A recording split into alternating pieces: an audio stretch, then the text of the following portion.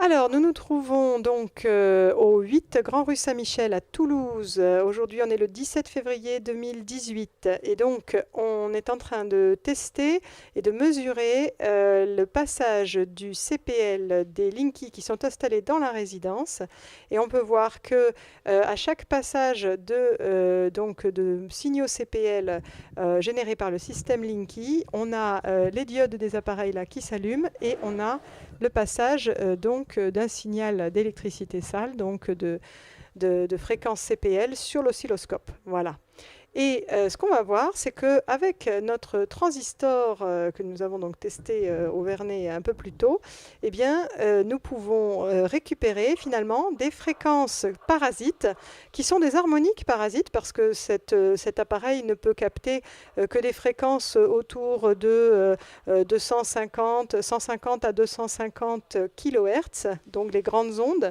Et en fait, la Linky, lui, et les fréquences que l'on perçoit ici au niveau de l'oscilloscope sont entre 60 et 80 kHz.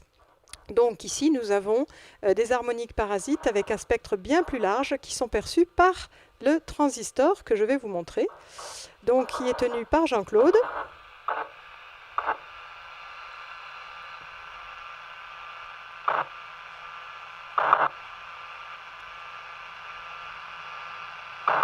Et on va vous montrer que le son correspond bien. On va entendre le grésillement au moment du passage des fréquences.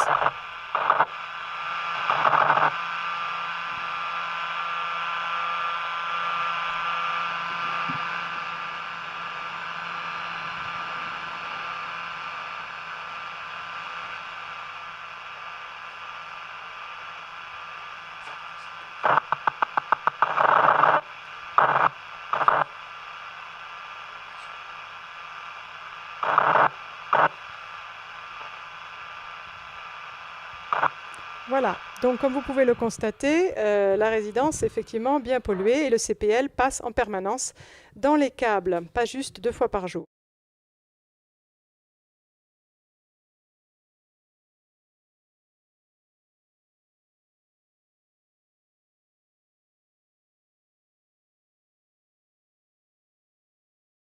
Même expérience que tout à l'heure, avec cette fois juste le son du CPL. Vous vous souvenez, on l'a mesuré dans l'appartement un peu plus tôt. Et bien voilà, dans la rue, il est très perceptible aussi.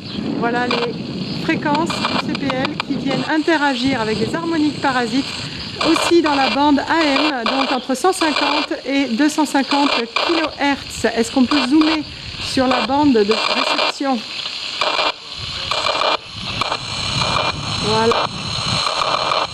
Vous voyez où est-ce qu'on en est. Donc effectivement, les émissions même dans les inférieures à 100 kHz polluent bien au-delà. Et nous nous trouvons dans la rue. Donc on est bien loin des câbles électriques et pourtant on perçoit ce son parasite.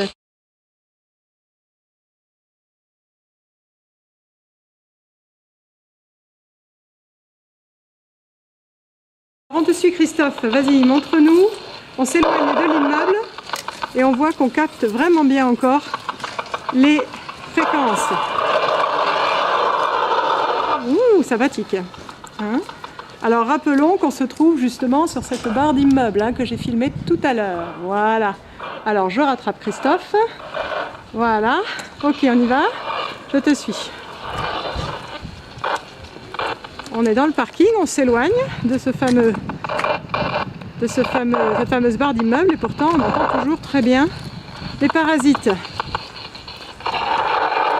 Ça veut dire que tout le monde peut faire ça. Vous pouvez tous, si vous avez un poste grandes ondes, mesurer les parasites, les harmoniques parasites émises par des Linky autour de vous. Parce que c'est pas juste uniquement dans la bande des 100 kHz qu'ils émettent. C'est bien au-delà. Puisque là on est dans les 150-250. C'est ça que peut capter cet appareil. Là on est près du transfo.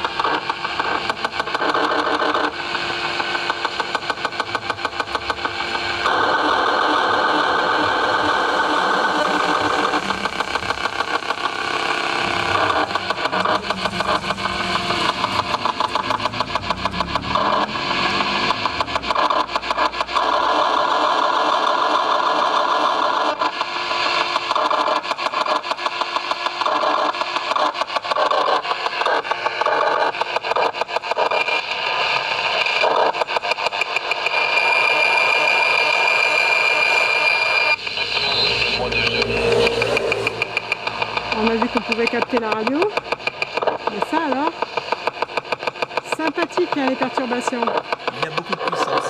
Beaucoup de puissance, oui. Sympa ceux qui habitent à côté du transfo. 2 fois par jour. Et puis c'est permanent, voilà. C'était censé être 2 fois par jour. Bonjour le bobard. Allez, on va vous laisser là-dessus.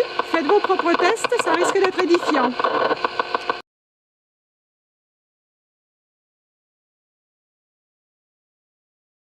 Nous sommes chemin du Capitani à Foix. Nous allons tester l'émission au niveau du transfo, l'émission que nous pouvons capter donc avec notre poste grandes ondes. Voilà le transfo. On voit qu'on peut commencer déjà à entendre le bruit. Vous voyez. Et on est loin encore du transfo un peu. Vous voyez comment on reçoit déjà. Alors je vais essayer de zoomer pour m'approcher. Si on bouge pas, bouge pas, bouge pas. Vous entendez? Je ne peux pas zoomer trop fort parce qu'il n'y a plus beaucoup de lumière à cette heure-là. Vous voyez un petit peu à quelle fréquence nous sommes.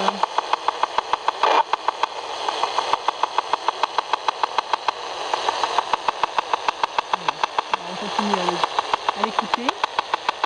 On entend toutes les différentes choses. On va se rapprocher du transfo.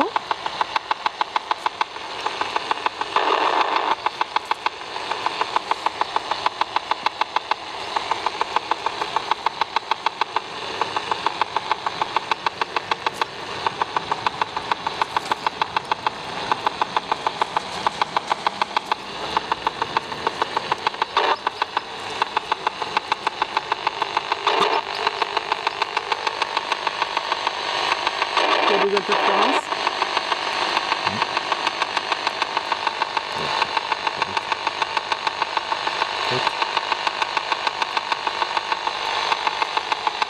De l'autre côté.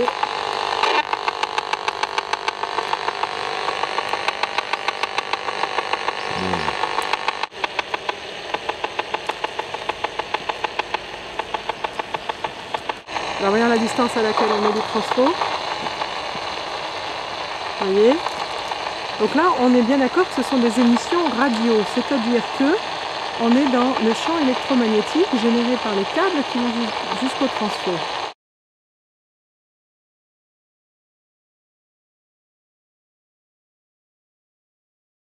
On est sous les câbles électriques. Effectivement, eh bien, on entend très bien le CPL. Voilà. Donc, quand les personnes arrivent de Pelfort qui sont devenues électrosensibles suite à l'installation du Linky chez elles ne peuvent plus dormir, par exemple, dans la chambre du côté de la rue où il y a les câbles électriques, eh bien, on peut très bien comprendre pourquoi, même s'ils n'ont plus le Linky chez eux, ils sont impactés par le CPL qui passe dans les câbles de la rue.